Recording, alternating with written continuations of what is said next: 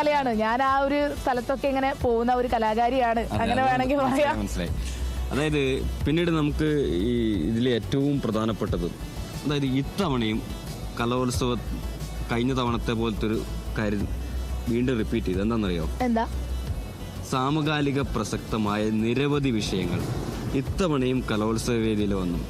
വളരെ ശരിയാണ്. Who case എന്ന് ചോദിച്ച ആളോട് സ്റ്റേജിൽ നിന്ന് ഹൂ കേസിന് മറുപടി നൽകിയ വിദ്യാർത്ഥികൾ ഉണ്ട്. കാരണം നമ്മൾ പലപ്പോഴും പറയാറുണ്ടല്ലേ, ജെൻസി കുട്ടികൾക്ക് ഈ എന്താ പറയാ പൊളിറ്റിക്സിനോടൊന്നും താല്പര്യമില്ല, അരാഷ്ട്രീയത ഉള്ള ആളുകളാണ് ജെൻസികൾ. പക്ഷെ അങ്ങനെയല്ല, അവർക്ക് കൃത്യമായിട്ട് കാര്യങ്ങളെ മനസ്സിലാക്കാനും പഠിക്കാനും തിരിച്ചു പറയാനും പ്രതികരിക്കാനുമുള്ള ഗഡ്സുള്ള പിള്ളേർ തന്നെയാണ്. അത് ഈ കലോത്സവത്തിന് അവർ കാണിച്ചിട്ടുമുണ്ട്. കാരണം ഏത് മേഖല എടുത്തു കഴിഞ്ഞാലും അവർ കൃത്യമായിട്ട് പറയേണ്ട കാര്യങ്ങൾ, ഇപ്പോൾ ചാക്യാർകൂത്താണെങ്കിലും മോണാക്ട് ആണെങ്കിലും ഒക്കെ കൃത്യമായിട്ട് പറയേണ്ട കാര്യങ്ങൾ, സമകാലിക വിഷയങ്ങളൊക്കെ. എന്തൊക്കെ പ്രധാനപ്പെട്ട വിഷയങ്ങളാണ് വിജിത ഈ ഇത്തവണത്തെ കലോത്സവത്തിൽ പ്രധാന ചർച്ചയായി, പ്രധാന ഇതിവൃത്തമായിട്ട് വന്നിട്ടുള്ളത്? എനിക്ക് തോന്നുന്നു ഇത്തവണ ഞാൻ ശ്രദ്ധിച്ചൊരു കാര്യം, ഇപ്പോൾ ശബരിമല സ്വർണ്ണ വിഷയം ഇങ്ങനെ കത്തി നിൽക്കുന്ന സമയമാണ്.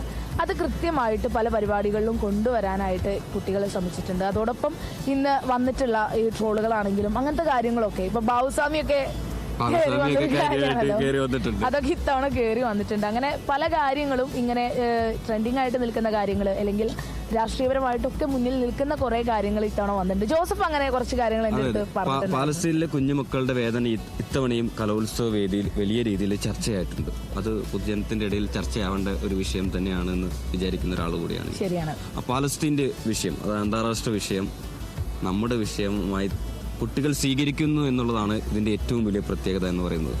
പിന്നീട് മറ്റൊരു വിഷയം പറയുകയാണെങ്കിൽ രാഹുൽ മാങ്കൂട്ടത്തിന്റെ ബന്ധപ്പെട്ട ഹൂ കേസ്, അത് കൃത്യമായി കുട്ടികൾ പറഞ്ഞു വെച്ചിട്ടുണ്ട്. പിന്നീട് ഏറ്റവും ഇതിൽ വന്നിരിക്കുന്ന ഒരു മാറ്റം എന്ന് പറയുന്നത് റാം കെയർ ഓഫ് ആനന്ദി എന്ന നോവലിലെ കഥാപാത്രമായ മല്ലിനെ ഇത്തവണ നാടോടി നൃത്ത വേദിയിൽ അവതരിപ്പിക്കപ്പെട്ടു.